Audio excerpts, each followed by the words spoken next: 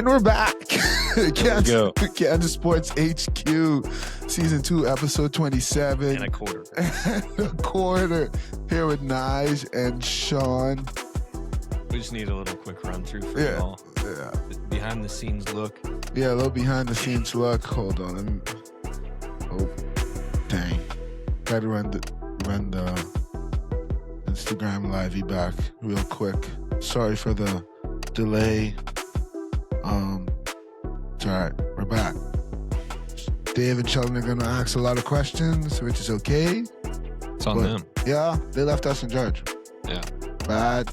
That's almost like bad parenting. Kind Low key to a certain extent. You look at it that way. Well, how are you today, Naj?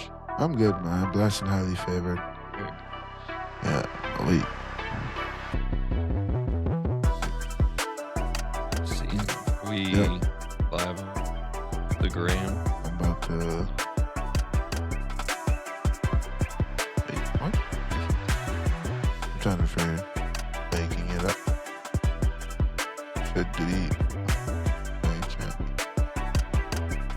And don't think we're live on this. We are not taking confirm yet.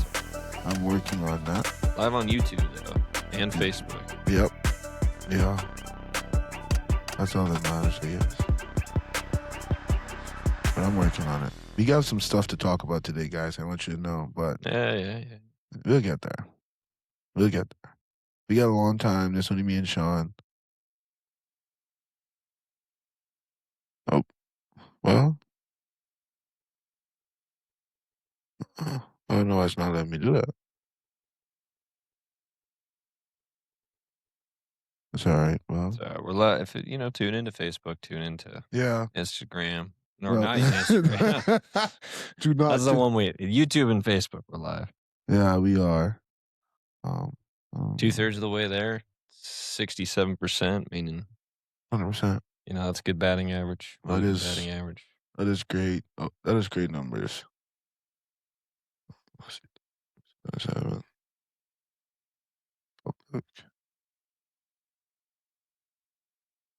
Oh. What did that happen? Buddy got engaged. Hey, congratulations, There we man. go. But Sean? Yeah. Baseball, a lot of stuff. How was testing this week, Sean? You said we're talking about our testing. We had I feel like we had a low number of testers, but not a bad testing. No. I mean, it was good. We had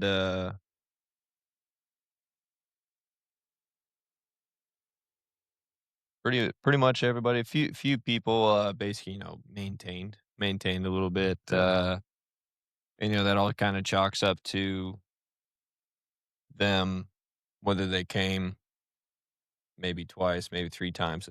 A lot of times these kids will come in on Monday to test, and they had a weekend full of baseball, Events. softball, track, whatever. And Weekend. as much as these kids have endless energy, their bodies still need time to recover to perform the best they can. So, that's why we have 2 days of testing, So if they come in on Monday, don't kind of crack everything when their bodies may be a little stiff, sore, tired from the weekend, and Tuesday they can come back and beat some of those scores. And when they do that, it happens. I mean, we had a kid come in again, blew his scores out of the water after struggling on Tuesday. So, I was like, hey, what'd you do before Tuesday? What'd you do before testing the other day? He's like, well, I had baseball practice. I was like, all right. And he's like, but before that, we were playing football out in the yard. I was like, there you go. There you go. That's tiring, man. Yeah. But, Darth Faden came in and beat a bunch of his scores. And Kennedy Lang had really nice testing. She had a big major jumps. Iratas, I don't know if that's how you say their names, but Ariana and AJ both did really well. It was their first testing. They've been going 3 or 4 times a week for the last couple weeks. They just started. They made some really, really great strides. Yeah,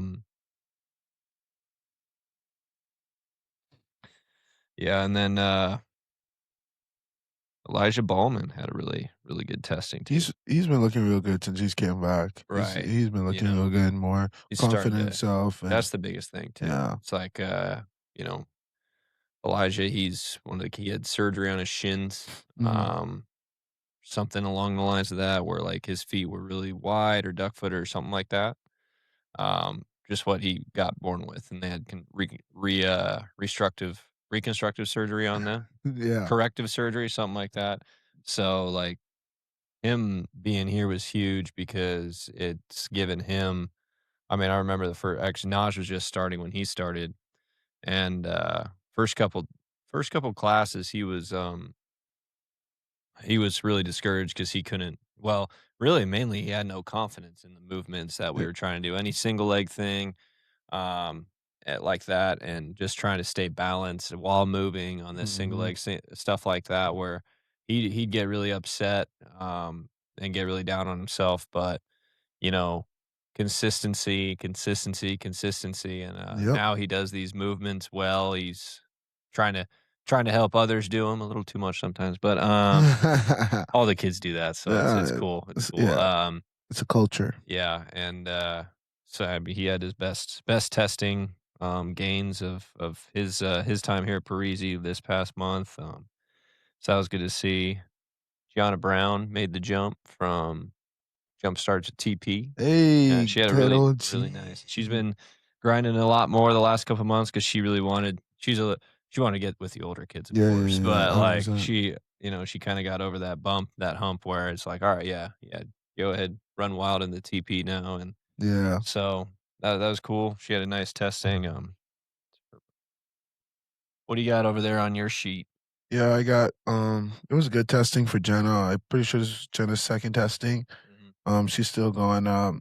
Wyatt was his first testing. He blew his numbers out of water.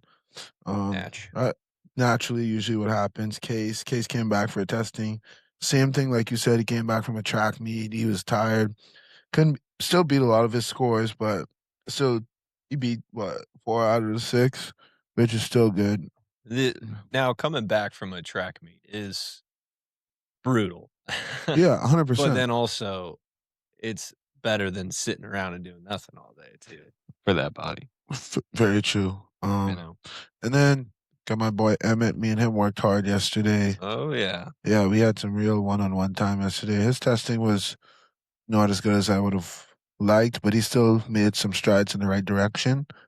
Gary had some good Gary had a good testing. So did Silas. Silas pretty sure he beat everything. Josh Josh had a good testing. Caleb had good testing. Everybody had really a good testing, especially the 7 p.m. class on Monday. They had a really good testing on Monday. Jor- Jordan's still making that 10-yard sprint go down even more. Only by a second, but it was Faith that made a big jump, ran the 2:11 in that 10-second sprint from the 2:24 that she had. And shout out to Anders, still coming back out of nowhere and still finding ways to Out get some of scores and nowhere. getting some Yeah. scores done. Shout out to McKenna, she beat all her scores, but besides the one thing that kills the league, which is the chin up. I tell, Kills the league. yeah, that's what hurts the league. If we had I tell everybody when they evaluate, I'm like, hey, all you gotta do is beat the league average. They're like, what's that? And I'm like, zero. That's the league It's average. just literally the league average, yeah. Just beat. 0.1 is the league That's average. league average around here. But shout out to all those people like who come, even if you only come once a week. If you don't come to testing, like I want you to know, it's very beneficial. Mute. Someone. Oh, someone needs to mute their computer speakers. Ooh. I don't know. Um. Ooh. Oh, what's up, Motion Twin? Shout out to my Oh, boy. they sound good, are they Yeah, I used to don't. that? That was Mr. That was Bush. Just now or earlier when we were struggling? Oh, I know that was just now, actually. Yep, just now. Me? Someone? We already took care of it. Yeah, we. I'm pretty sure we fixed that, Dave. Can you let me know if he didn't? But other than that, it was a good testing.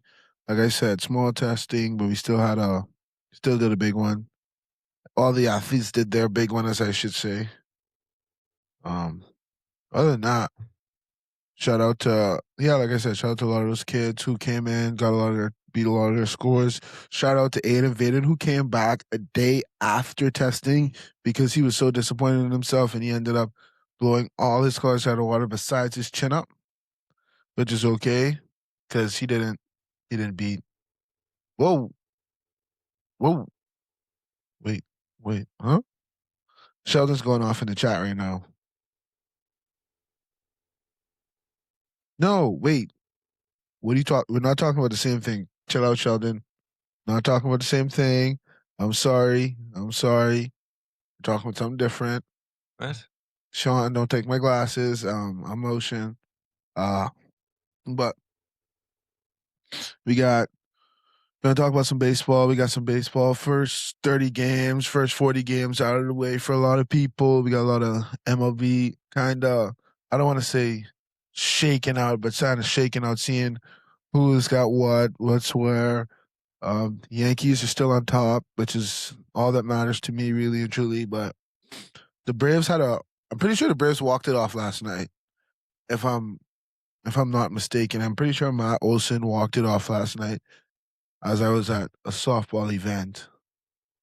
As usual. Yep. No, that's where I'd be at.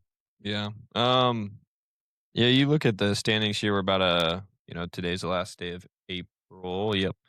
So I'll go through just a few of like some disappointments so far. Safe line, Sheldon. Hey, Dave! Boys, what's up with this echo you have going on? What echo? Is it going on right now? Somebody must have muted their computer speaker, but I heard it. It said you were live, so I wanted to check in from El Dorado, you know? Oh, that was earlier. Yeah, that was our first stream we started, went about 3 minutes, and we couldn't figure out how to shut off the echo, so we restarted it. Yeah. And then we figured it out. Yeah. Naj's computer wasn't muted. Sounds like Naj didn't select the Roadcaster. Yeah, I did. He just didn't mute his computer. I didn't mute I didn't mute Sean from my computer. Yeah, him. Oh.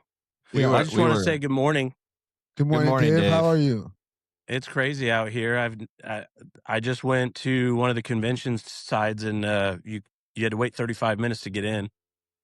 Well, if you guys don't know, Dave's in El Dorado at the Senior Center Spring Fling. He's getting down with the El Dorado community. He's flinging it with them. He's flinging it with the elders. with the elders. Everything's flinging around. But they have a mini horse out here. A mini horse. Yeah, hold on a second. Like a pony? Is that not a pony? Like a real pony. Hold on. Wait. He's running. He's running. There it is. Live sighting, first live animal on the podcast. Oh, this is the first. There's a pony on the podcast. Look at that. We have a pony on the podcast. Yeah, we had a pony. How about a turtle? How about a turtle with a tracker? That's a turtle tracker. Sheldon, safe flight, by the way. Oh, they got all the stuff out there. Yeah, it's just fun stuff going on here in El Dorado. There's the spring fling. Boom. Yep. Anyways, I'll let you guys get to it. Just wanted to try to help if I could. Yep. Appreciate it. Sheldon. Hey, he's on the plane. Hey, I love that shirt, Sheldon. Sheldon, I love that shirt. Sir, please put your cell phone on airplane mode and put it in your pocket, please. So, yeah, that was You're on an airplane dressed like that? Take off. They're hitting the ground in Florida. He's going right to the course. Yep, 100%. Oh, okay, so makes sense. Oh, the gang's all here. Now get off. This is our show. Yeah, get off. These guys are killing our show right now. All right, bye, guys. Getting ready to fly over the Peace out, Dave. Sheldon. Praying for a safe flight there, Sheldon. Safe flight, man. Stay motion twin. Amen. Yes, sir. Barely hear anything. All I hear is amen. That's all we needed. That's all that matters. But anyway, Sean, back to your recap of my gosh. After got derailed. That's usually how it goes around here. You know, I mean, whether we're in studio or out of studio, we're just all intertwined and connected. Had to just inject some energy real quick. Yeah, that woke us up a little bit. Yeah. I mean, you look through the MLB, they're really only the sport that matters that's going on right now. You guys can watch the NBA playoff. Yeah, that's whatever. Okay. You know, that's okay. Enjoy it. I won't. Actually, NHL playoffs are probably pretty fun to watch. I haven't tuned into them, They but are. good thing to have on in the background for sure. For me, obviously, there's good, big hockey fans out there. I respect you. But through the first month, we're baseball people here for the most part, and our Yankees are doing well. Yes, And then sir. Dave's Braves are doing well. They are. The two best teams in the league, along with LA, record wise right now. Obviously, a lot of kids nowadays are big LA fans. Like when me and Naj were growing up, if you're not like your hometown team, you're usually a Yankee fan. Now it's like 100%. nowadays, if you're not your hometown team, you're a Dodgers fan. And look, that has everything to do with players. 100%. Obviously the brand is the brand, but kids are attracted to big stars, right? So like when I'm Winning. growing up, Derek Jeter, baby. Yep. Mariano Rivera, Andy Pettitte, Jorge Posada, A-Rod, Mark Giambi, Teixeira, Gary Sheffield, Nick Swisher, Bernie Williams. oh Swisher, Ah. Cano. Ooh, Curtis Granderson. Curtis Granderson was my favorite player for like Johnny Damon. Yeah, Johnny Damon was a beast. Brett Gardner. Shout out Brett Hideki Gardner. Matsui. Hideki Matsui, Godzilla. Nowadays, the kids look up and they see Shohei, man, and he's just doing crazy things that no ball player's ever done. So But they don't know Hideki Matsui. they don't know Hideki Matsui. Hideki Matsui paved the way for Shohei. Yeah, not Ichiro. It was all Matsui. Matsui paved the way. Because he's a World Series champ first, so technically, absolutely. So, but absolutely. So World Series MVP too. yep, yes, sir. He made Pedro Martinez his son. And then the funny thing is one of the most surprising things of the season is the NL Central. I think everybody kind of thought, if you pay attention to baseball, everybody kind of thought the NL Central was on the up and up. Like you have some of those young teams in there who could make an actual big step this year. So the worst team in the NL Central is the Pittsburgh Pirates, which is usually kind of normal. They're 16-15 though. They're above 500 in last place. In the AL Central, the best team in the AL Central is the Guardians at 16-16, formerly known as the Indians. And so the Pirates, who are in 5th place in the NL Central, have a better record than the Guardians, who are 1st place in the AL Central. So that's pretty interesting. And then the AL West is just a crapshoot. Houston is at the bottom now. I love that. I love it too. I don't want to put it past them for them to like kind of make a run, somewhere because they had a slow start last year. They still have Correa and Altuve weren't what they once were, but they still have Jordan, and he's always going to be what he is. If they get a little more healthy on the pitching side, they could make a run. Maybe not though. I mean, the A's are leading that division right now. So AL is not looking great, other than the Yankees, the Rays, and the AL East basically. Besides, just really the Yankees and Rays. Yeah, rest of the teams are struggling. I mean, they'll get better as the season goes along. People 100%. get healthy, injuries happen, hot teams cool off. Especially some of these young teams are hot. They'll probably cool off. Yankees always seem to have a really, really bad month and a half in there. I really hope it doesn't happen this year, but usually they just forget how to play baseball for 90 days. So I hope it's like 2 weeks. Like Look, every team goes through that. It just seems like the Yankees like to do it for like 6 weeks. A long time, bro. And then the whole lineup forgets how to hit. And then if the lineup's hitting, the pitching's not working. Then if the pitching's working, the lineup's not hitting. It's just that. That craziness, Yeah, but I don't know. But some of the other surprises would say, like the Cincinnati Reds having the leading that division, 4th best record in the bigs right now. Obviously Atlanta having a huge bounce back year. They have the best record in baseball. Not necessarily surprising, but them having the best record in baseball, I would say, surprising. Rays are back. They're playing their small ball, speed, grindy brand of baseball, and it's working. And then from there, I mean, some of these really bad teams from last year who are kind of competitive this year, like the Angels, they're not doing very well, but they're a little bit more competitive than they have been in the last few years. Mike Trout's swinging it good again, which is love to see that. Yeah. White Sox are competitive. They're a few games under 500. Washington Nationals are competitive. They were the worst, or White Sox were the worst team in baseball, or Washington was last year. One of the two. The White Sox. And then Miami, who had a really nice second half of the season last year, kind of carrying that momentum into this year. They're about 500 right now. NL East is trash right now. Yeah, bro. Philly and the Mets supposed to be heavyweights. They're terrible. They're two of the worst teams in the league right now. It's crazy. Suck it, Mets. I hope the Mets don't win a game for the rest Yeah, of the that'd be year. fine. That'd be fine. And then, Colorado's a few games under 500. They're playing competitive ball. They got a lot of young dudes swinging sticks, and you're in that stadium. You're going to hit balls far. I have a few Rocky friends, from college that they're played with some dudes from Colorado. They're Rocky fans, so they're probably enjoying just competitive baseball. Because Yeah. that stadium's still one of the better attended 100%. stadiums every single year. It's tough when you never have pitching because no free agent pitcher wants to go there. And then the young pitchers get up to the bigs and start getting slammed, and they're like, well, this kind of stinks. And then their confidence gets kind of shot. So And then they leave. then they leave or get traded or fizzle out. So it's like- good to see them doing well because that's the way Rockies are going to be good is if their offense is. Like they have to score like 8 runs. Yeah, they got to score a lot of runs, man. Yeah, because brother. half their games are in Colorado. But you think about the Rockies, who some of these kids don't know. Like people don't know some of these kids will never know who's the true Charlie Blackmon. Like come on, bro. That's a dude. That dude's Good Christian man. Troy Tulo. Like Tulowitzki, man. If you talk about there's a few dudes out there like it. If it wasn't for injuries, this is a surefire Hall of Fame player. Troy Tulowitzki, Grady Sizemore. Yep. Love just that guy. true 5-tool guys because it seems like you'll get a lot more players nowadays. They might not be 5 tools, but they're like 3 out of true, 5. And then the other 2 tools are still solid. Yeah. Like they're not bad at it. They're not just like a power. I think that's not what. just a contact guy. Yeah. And you have just really good all around players. They might not be really really good at something, but they're pretty good at everything. Like these dudes that I remember, Tulo, Sizemore. Trying to remember a few Cargo. dude, Cargo.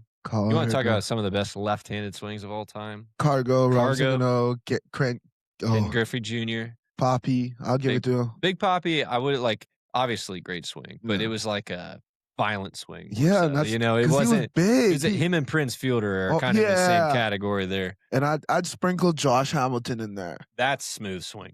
He looked like his bat speed was the slowest thing ever, but it was just that year he was in home run derby, in bro. Yankee Stadium. Oh, that was just like old Yankee Stadium popping off for 28 in that just round. Just going. It was just insane. Like watch another dude. So Josh Hamilton, another dude who injuries and addiction. Yeah. Addiction was probably the bigger thing. Hey. Which probably led to more injuries. But but it's all right. But who lefty swingers, I wouldn't know. One of the best lefty hitters without the smooth swing has got to be Ichiro.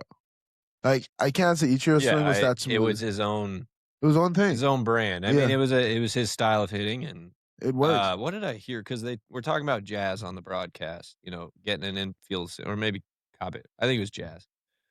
Getting an infield single, and they brought up Ichiro, also a Yankee legend. Oh, no biggie. And how he had something like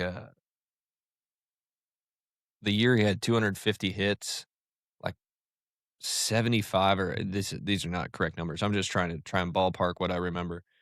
It was like 30% of his hits or 40% of his hits were infield singles because he was just able to put it on the ground and beat it out. And I mean, that's just what I see a guy like Jazz or Chandler Simpson. That's what Chandler Simpson's doing right 100%. now. He's batting. I don't know if he's still batting 400, but he's been kind of the engine for that Rays offense. Him and Yandy, because Yandy never goes away. Right. Never say die, Yandy. Yeah. You're like, oh, he'll slow down this next year when he's 38. No, he's still. He may slow down at 40. No, he's not slowing down. He may not be playing third base anymore, but first base DH and still slamming the ball all around, especially against the Yankees. That's the only team to really beat up on the Yankees this year. Rays swept them. Yeah, isn't that crazy? Yeah, we'll see him again. Yeah, we need to make adjustments. But when the Rays are good, they always seem to have the Yankees number. Yeah, but that's low key how it is for everybody. Cash, man.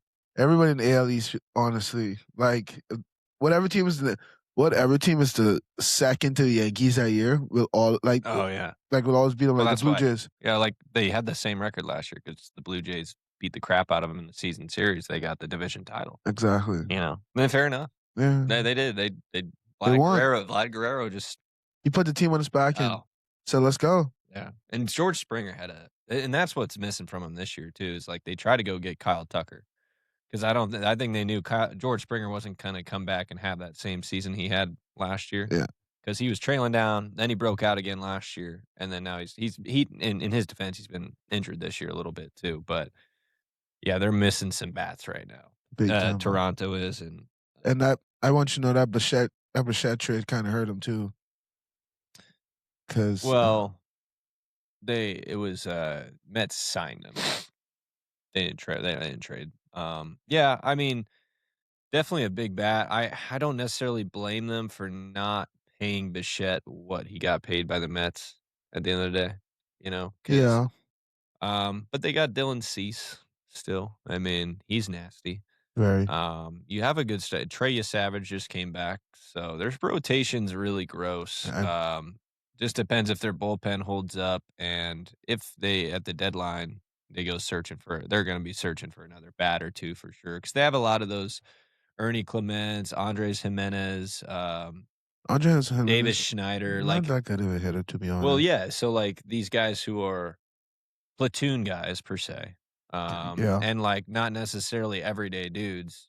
If they get hot, like Clement did in the postseason last year, go off. But like kind of your scrappier players, scrappier hitters. But if your whole entire lineup is that's big, and it feeds. You got to really buy into that brand of baseball, 100%. like the Rays do. But they're not there because they still have that Okamoto, who they signed from Japan this offseason, and Vladdy, who's your power bat, or your contact bat, or your on base. So Kirk and Springer have both been hurt too. That's another thing. That's two big bats, especially Kirk. Yeah, so they're like, I mean, they're still going to be good, I think, if they heal up a little bit and get rolling. But yeah, that's kind of the overall standing impact. The Padres are having a good year.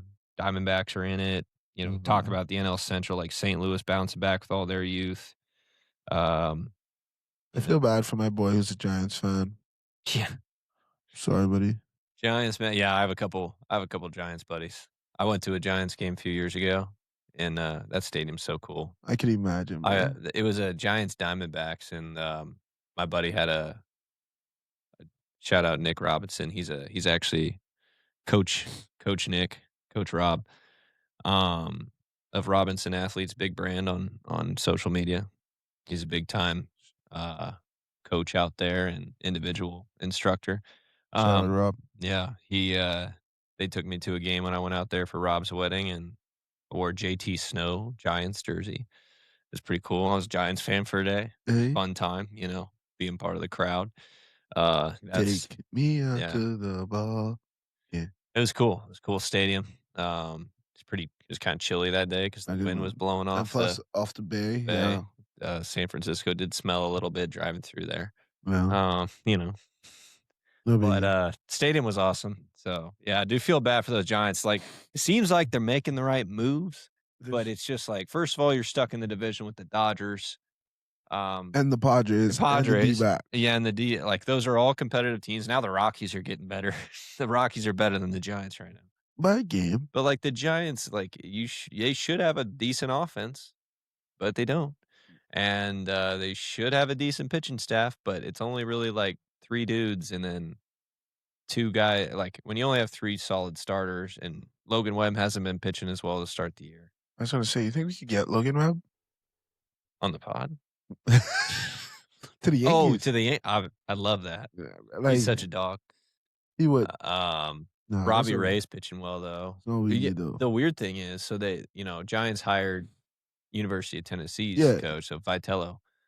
He looks exactly like Robbie Ray. Like, pull up a picture of him to get, like, they look shockingly alike. Like, the Yankees were playing the Giants that first series, and I'm like, when Robbie Ray was on the mound, I'm like, whoa.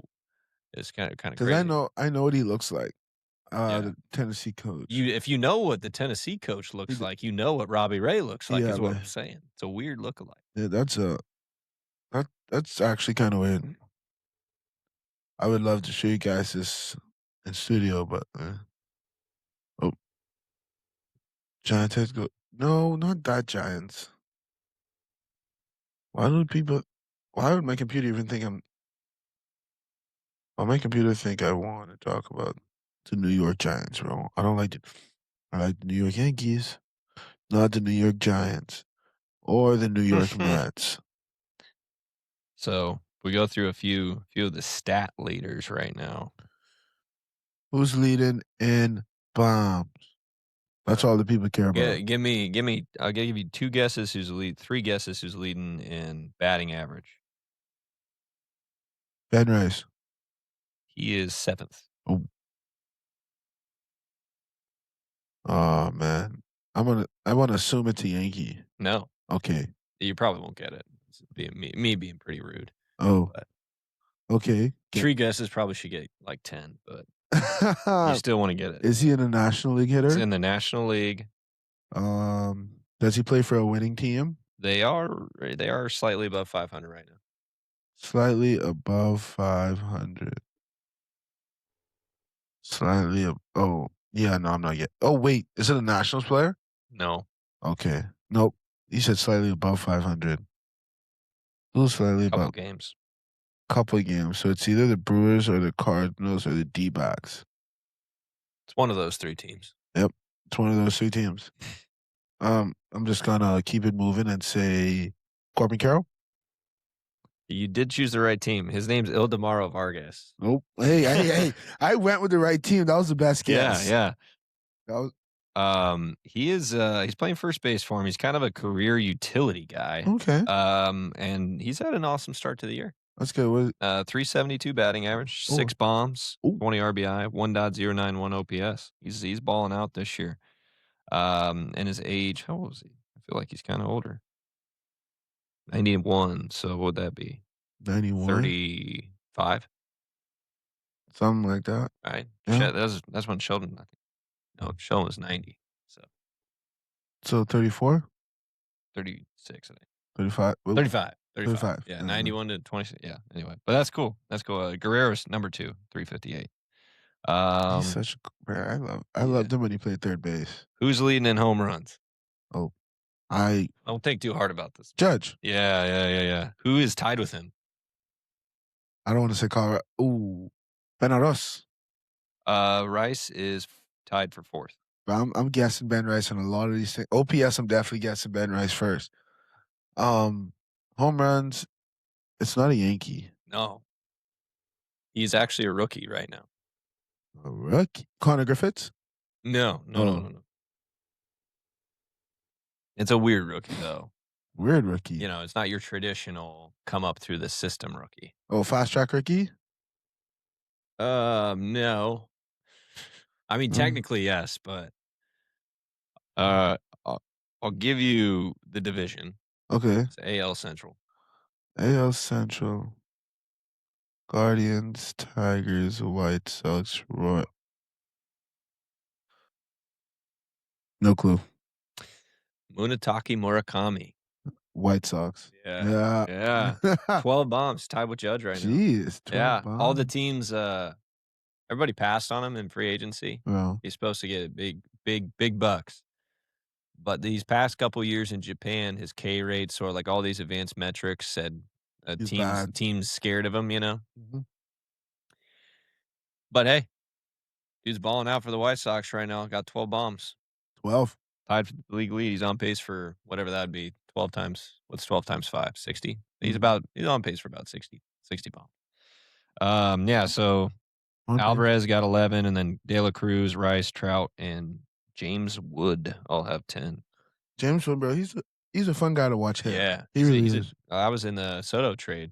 Padres dealt him and Mackenzie Gore as the main pieces to get Juan Soto. Really? From the Nationals I guess that would have been 22? 22. Yeah, 22, because he's at the deadline. Yeah. Because then, no. Yeah, 22, because he spent 22 and 23 with the Padres, and then got traded before 24 to the Yankees. Yeah. But that was... Yeah.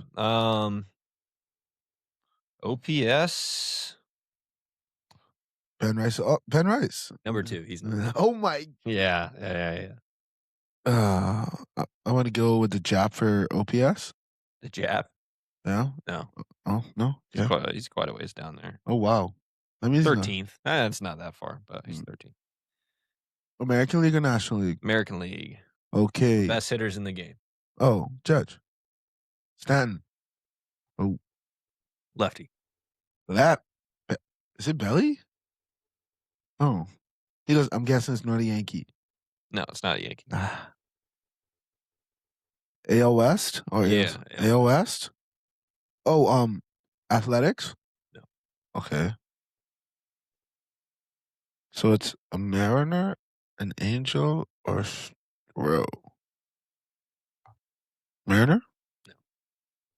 I just gotta go down the line and just. So it's not a Mariner. You're gonna be mad that you didn't get this. Because it's somebody. It's a very popular person. Dude, it's a monster. He's not. He's a monster. Is it the Athletics? No. Rangers? No. Angels? No. Astros? Yeah. You know Alvarez? Yeah. Yeah. He's got 1199 OPS. Jesus. Yeah. And Rice is right on his tail, 1157. Judge, a measly 1.003 down there at fifth, having his worst season. Kind of. Not exactly. Start. Yeah. Let's go pitching. Oh, this is a good one. It'll be surprising. Who's got the best ERA in the league right now? He is number 3? Ninth. What? Ninth at 209, yeah. Jeez. It's got to be Shohei then. No. No. Shohei is not in the top 20. What? There's a lot of low ERAs right now. Oh, wow. Yeah.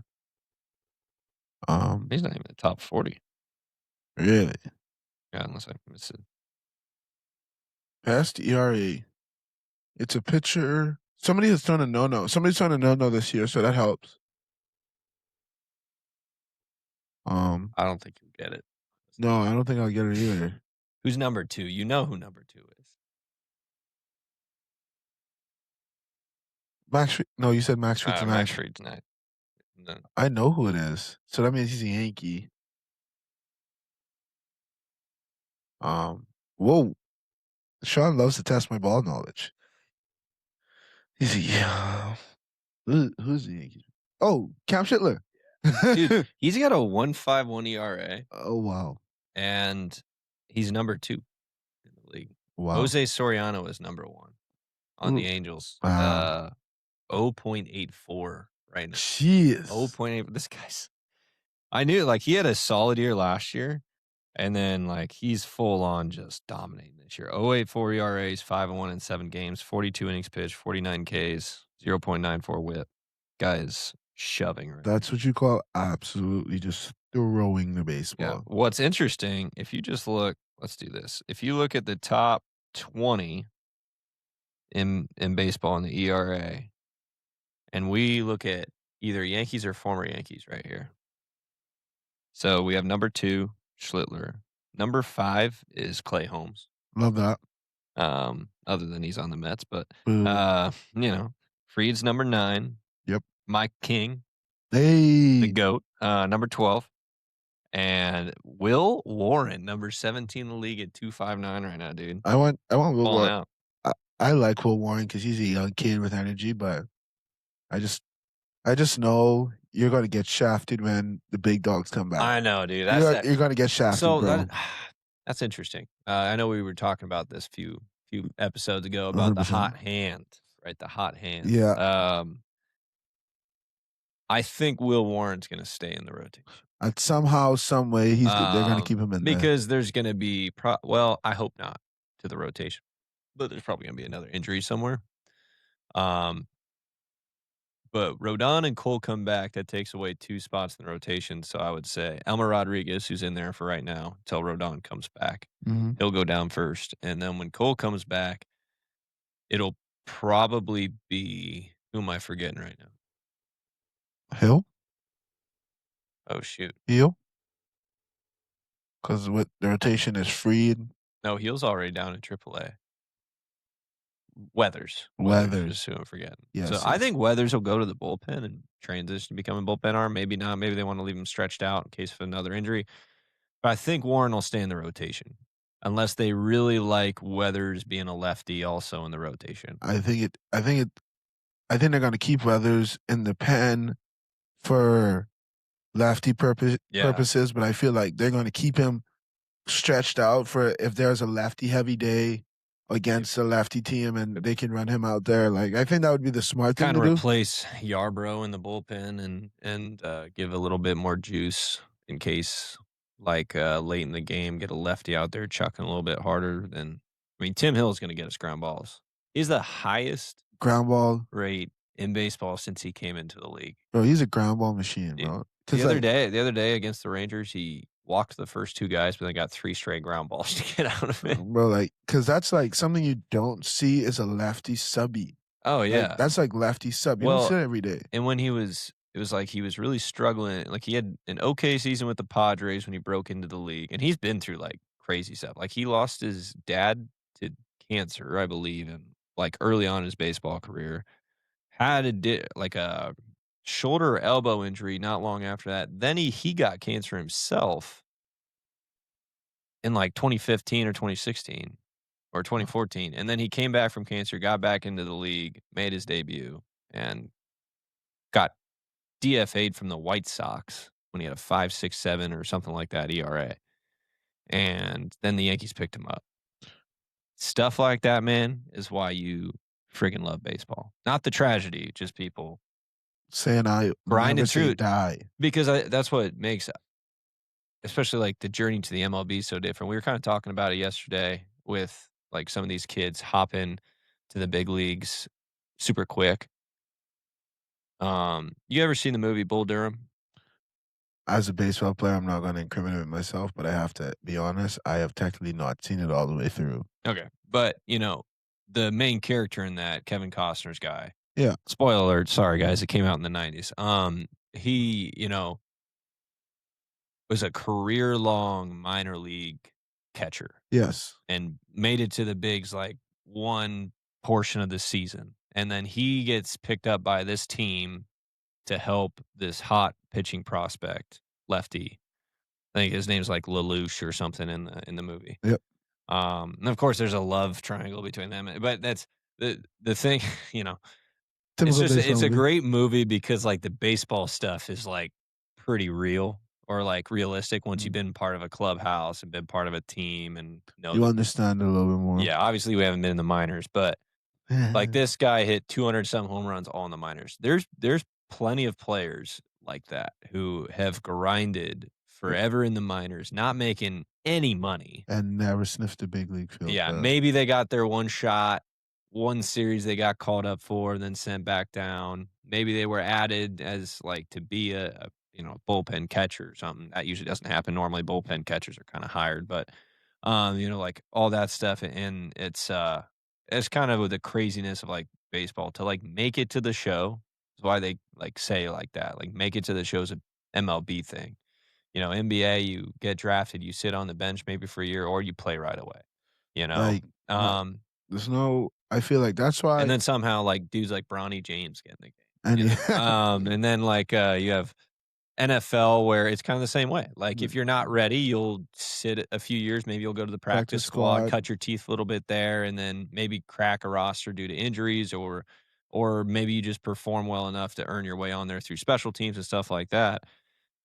Dude, there's something different about grinding through. You got to think about it. Like before you're 30, you wouldn't be technically a professional.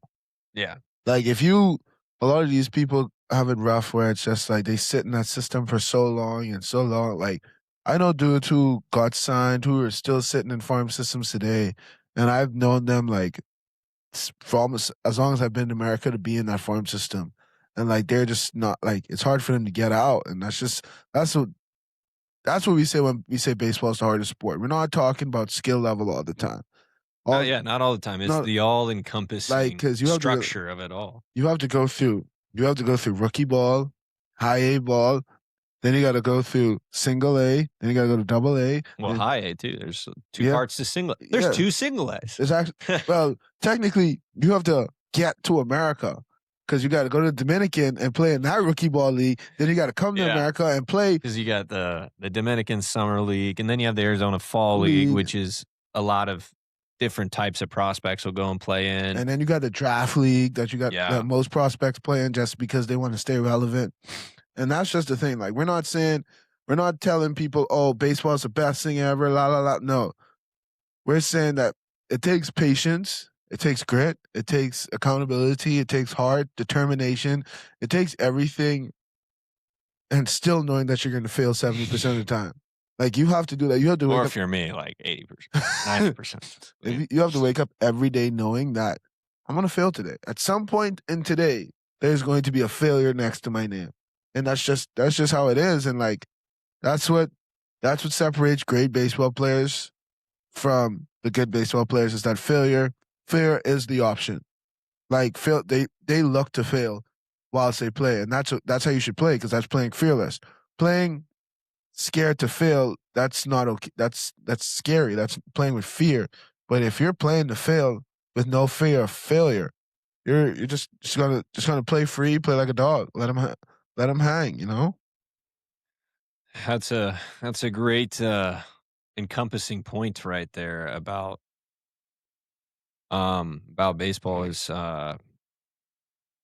it's such a weird sport where, you know, the old adage, stats don't lie, and I feel like baseball takes that so seriously. Is why they have a ton of advanced metrics and everything, but the stats still do lie sometimes. 100%. I was actually talking to Blaze about this last night. We were just talking about baseball, and he was talking about his batting average. You know, he's sophomore. He's hitting 316, 315, which is good. It's great. You know, I was talking to him, like,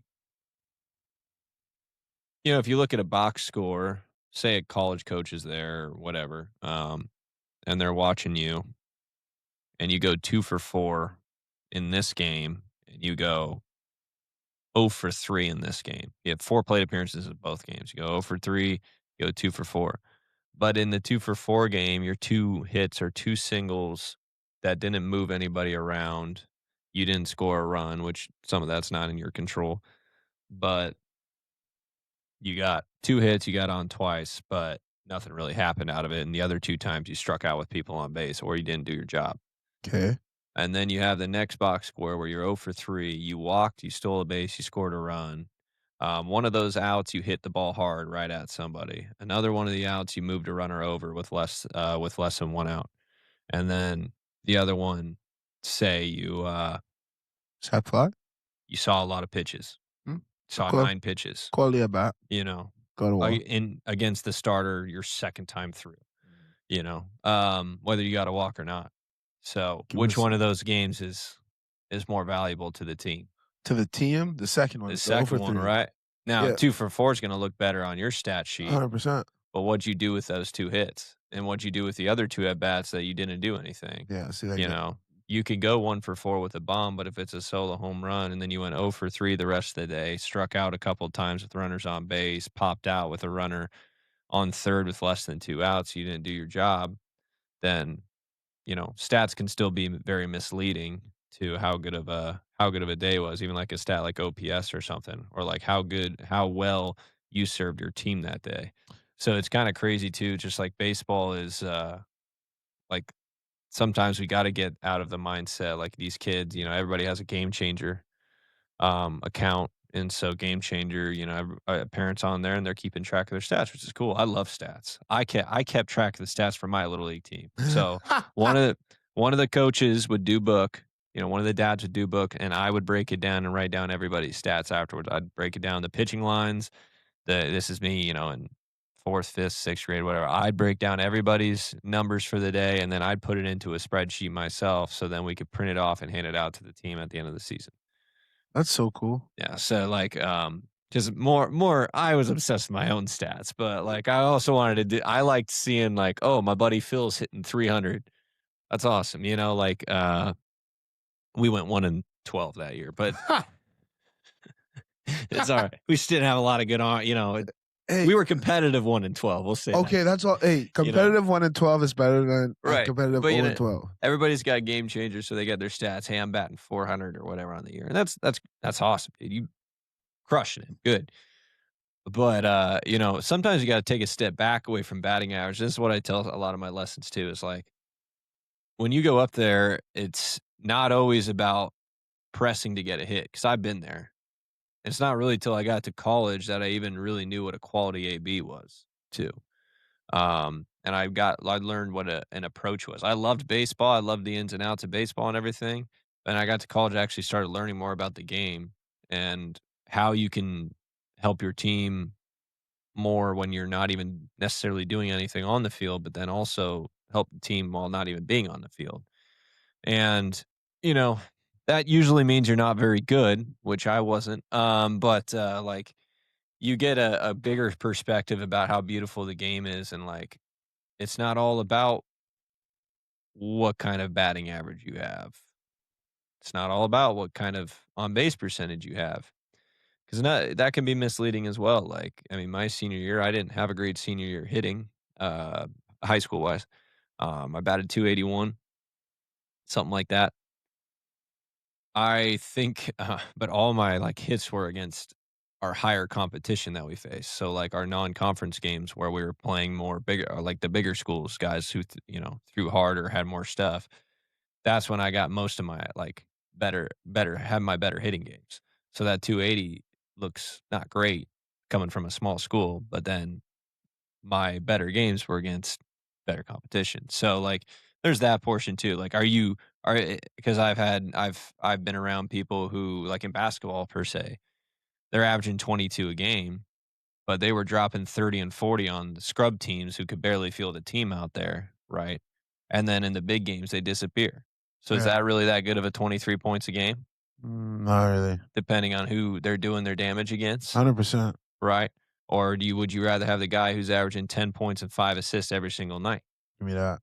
Now they're both on the same team in this scenario, but like, but I feel so like there's that's what guys need. Well, I You don't. People talk about basketball. I don't know, but basketball to me, I'm sorry that I've had this discussion a lot between Wrangler and Blaine the other day, but I don't know. But I'm not saying basketball is not evolving. I'm not saying basketball is getting soft. I'm not saying any of that. it is getting soft. Okay, well, we are saying it's getting soft, and I think all sports are though. I Yeah, mean, 100%. you could easily look at NFL and MLB too, and Yeah, they're getting like soft as well. So and I'm not saying like I don't know if that's for safety reasons or people are trying to get longevity out of it, but when I pay to watch someone entertain me, I want the full entertainment. I want to see the catches being run over in baseball again. I want to see dudes being taken out of the air. I'm just playing. That's not safe. But the dirty. You want to see those dirty slides into second base. like that's what I want. You want to see some torn ACLs, man. I want to see hospitalized people. I'm not trying to see hospitalized people. I just feel like that's when we got some of the best players from around. Like if you think about it, think about Ozzy.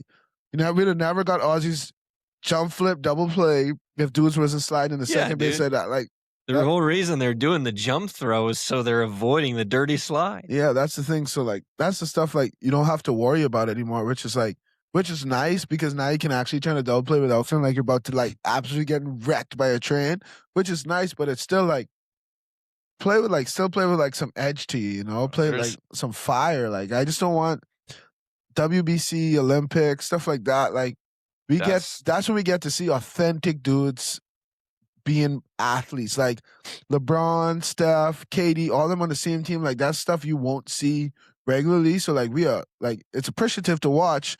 And then when we get the WBC, even though America lost, it's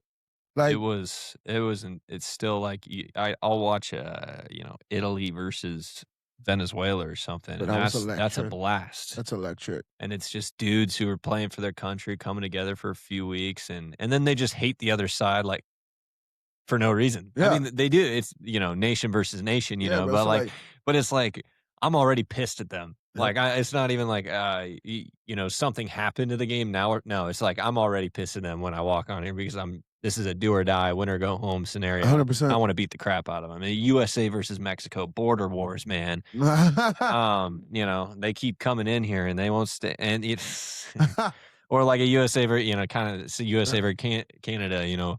If you know, If if Kevin France did. France wasn't a bunch of cowards and they actually had a team, and you could do like Great Britain versus France, but Uh, France, how many French? How many French baseball? they'd have a good basketball team. They'd have a good They do actually. yeah, they'd They have a good do. basketball team. They really do have a good basketball team. I think Wembanyama's French, isn't he? Yeah. I think so. But anyway, Yeah. yeah, I just like if to like bring it back to baseball and what we're kind of talking about, failure, dealing with failure, grinding through failure. Like that movie with the Bull Durham with Kevin Costner playing the catcher. Crash Davis is the name. Great baseball name, obviously. Got to have a great baseball name Yep. in a baseball movie. Like Benny the Jet. I was just gonna mention. Jet But Rodriguez. you're not gonna get that very often. Those career minor leaguers. You'll get it sometimes.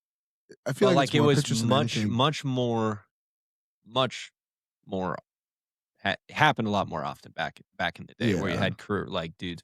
Recently, I think it was last year, maybe the year before, the Pirates called up this guy, Drew Mad. I think it's Maggie, maybe I don't know. It's Maggi. It might be Majai. Nijai, like Majai. Nijai. Oh. But he's 34, was making his MLB debut. Yeah, bro. And Like it's just like that's 34. so awesome, man. We still got a shot. Yes, we do. We just got to get. But I just Sean, gotta get down submarine, and I'm and I just got to crank up the machine 100, and let's go get just after it. yeah. Let's just do it. Yeah. But yeah, it's just cool. I mean, baseball just has those cool stories, and I think like guys who stick around that long don't stick around that long just because they're another body to have on the team or another like they're skilled enough to be there. Like, no, dude, a 33-year-old on a minor league roster, That's elite. there's no way like he's there because you need him there for his skills. Like he could be very good, but like you as an organization, you want that spot filled by some 22-year-old Yeah. or 20-year-old or 19-year-old, whatever, who's getting ready to actually has a shot of helping your big league team. But that guy's there because I'm sure everyone in the clubhouse loves him. He's great for the young dudes. He takes probably team ABs and he teaches all those dudes how to play the game. Yeah. And yes, there's this thing called a quadruple A baseball player, where it's these dudes who can never find a spot or a home because they're stuck between AAA and the majors. They're aging out of AAA, and then there's not enough room for them on the major league roster because they might have like one tool where they're pretty good at, and all the rest they just don't necessarily have. Like they might got power, they can play passable defense, but they don't really bring you anything else. Mm-hmm. Or they can hit for some average, but they don't really walk and they don't hit for power. Like kind of like you're a one or two tool player. You do one of those things really well, and there's like you'll get your spots on different. Like you'll get your spring training invites, all this year after year. Maybe crack the roster. If you don't crack the roster, you're back in AAA again in a different organization in a different town. And there's a lot of those players out there. There was a lot of promising young players who played some good years in the MLB who are in that role now because of injuries or confidence issues and stuff like that. It is a crazy, crazy sport with so much grind and issues and Variables. everything. Like you don't know, but I mean, you're still going to stick around it a long time if you play the game in the right way and you're just a great teammate and 100%. and want to help your team in every way possible. Everybody's selfish. I understand that. Like no one's this perfect, like unselfish Everybody thinks about themselves. You have sport, but like if you can set aside 20% of that selfishness, especially now, like if we're talking to kids here, especially now, you can set aside 30% of your selfishness because I would say everybody starts off 100% selfish and everybody's going to be majority selfish all their lives. That's just how we are. That's how we're wired. But if you can be 70-30 or 60-40, the more unselfishness you can attribute and not do it to seek your own glory, like not do it to have it come back to you, but give to not receive, right? Mm-hmm. You're going to be around your game for a long time, or you're going to be very successful in whatever you do. But I think we have a generation of young people, and this is generalization, people. It's generalization. It's not coming after anybody in particular. It's just general. I was a kid once. you have a generation who's like 90% to 10. And this is just a figure I'm coming up. This is not backed up data. 90-10 selfishness, Yeah. or 95-5 selfishness. And when you have that many people in an organization or in a sport or on a team, it's not going to work out very well. That team's going to get disbanded. You're going to have a whole new team next year, especially how club ball works for any sport. Or there's going to be a lot of kids quitting, a lot of coaches getting burnt out Mm-hmm. quitting, a lot of parents getting mad, and that's the culture that gets created because it's a bunch of people who are too selfish. And that could be anybody. That could be the coach. That can be an instructor like myself. That could be, or you, also an instructor. Shout out Naj, does lessons, this guy. Hey. And No biggie. And it could be a parent, and it could be the player themselves. We just have a generation of kids who are super selfish and they want to play the game to bust up their game changer stats. They don't want to play the game to win. Like, yes, they're chasing after tournaments and stuff in the weekend, but at the end of the day, like, everybody feels this way, but like at the end of the day, if you don't have a good game and you won, you don't care that you won. Oh, no. See, Like that's the way the way yeah. I see it. I mean, I would still be disappointed that I didn't have a good game or a good practice or whatever. But if we won, man, Oh, I don't get. it's all good. Hey, It's all good. I'm still gonna be pissed at myself, but I'm still 100%. gonna hang out with the boys and be like, 100%. dude, you balled out today. Dude, you balled out today. Thanks for picking up my slack. Like, Bro, like I can't. I don't know. I was just me. I love winning more than I hate losing. I hate losing more than I love winning. There you go. Boom. yeah. Yeah. I So think like that, I was true competitors usually like that. Yeah, man. I'm willing to do whatever to win. So I'm willing to put aside pride, whatever I got to do to say, hey, what do we got to do to win this game? Like, let's find a way to win this game. But the kids need to understand that. That's what.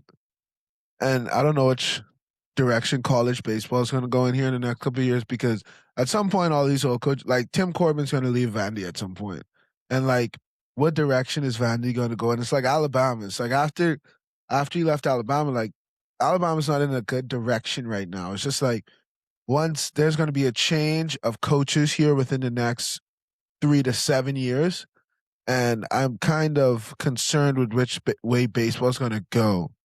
Because it's like a lot of these kids are being taught, oh, let's hit the long ball, and like, oh, hit the ball hard. Let's not swing at strikes. Let's not try to hit. Let's just swing and hit the ball hard. Like, that's not always going to work. Like, that's going to run out at some point. But everybody loves the long ball, and that's been the story since the dawn of time. But back then, the long ball wasn't the only way to score runs, because dudes would squeeze to win baseball games. They would hit and run. They'd bunt them over. They'd find a way.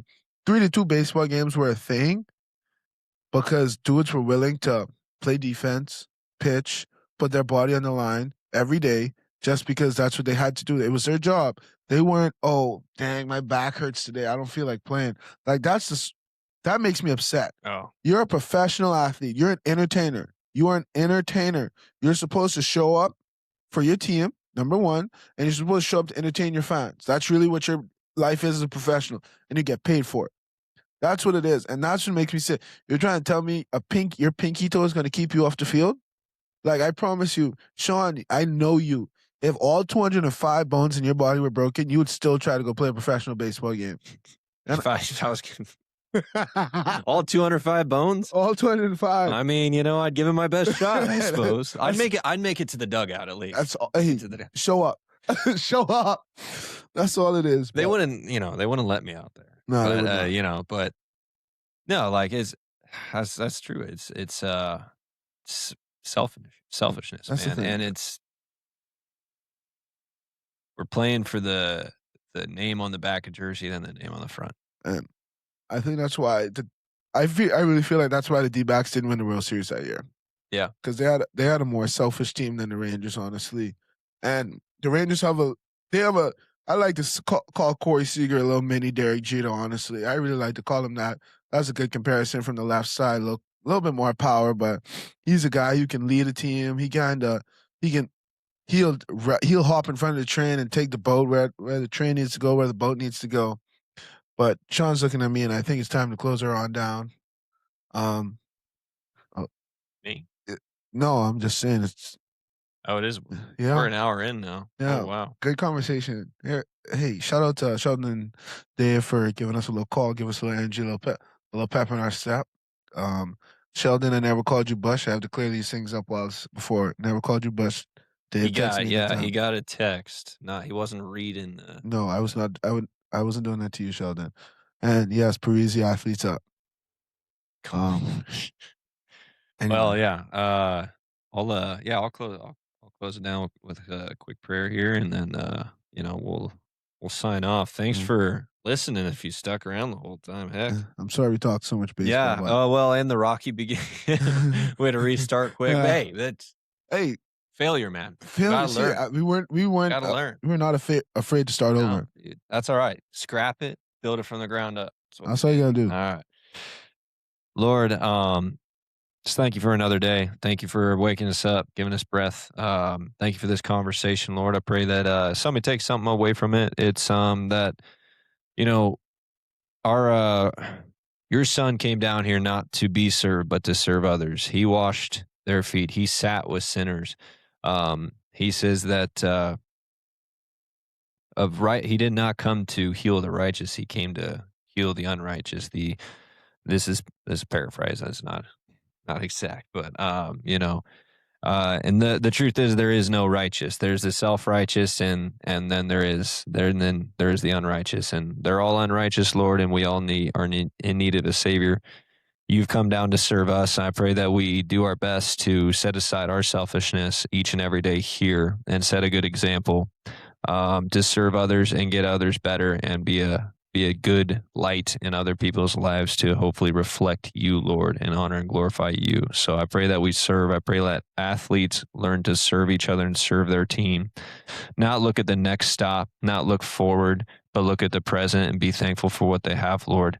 And that may we all do that as well, Lord. In your glorious name, I pray, Jesus. Oh, and just pray that Sheldon's flight goes well, gets back here, or gets down in Florida safely, has a great weekend, and gets back here safely. I think Sunday, but we get a good return flight as well. In your glorious name, I pray, Jesus. Amen. Amen. Well, thank you guys. This is season 2, episode 27. Sean and Nij talk, keeping up with the sports. You guys have a great day.